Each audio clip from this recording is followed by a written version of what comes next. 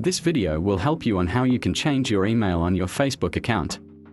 Alright, so if you don't know how you can change your email account on your Facebook, then watch this video to the end, then you will know how you can do that. The first step is to go ahead and open your Facebook application. Then head over to the three lines on top of your right corner. Click on Privacy Settings. Then go to your account. Click on Personal Account Settings. Now you have the chance to change your email and your phone number. In the order for you to change your email or your phone number, you need to delete the current one in order for you to add a new one to it. So just go ahead and delete the current one, then add a new one to that account. Yes. It's simple as that. So this is how you can add a new Gmail account to your Facebook. You can also add your new phone number to it if you want to.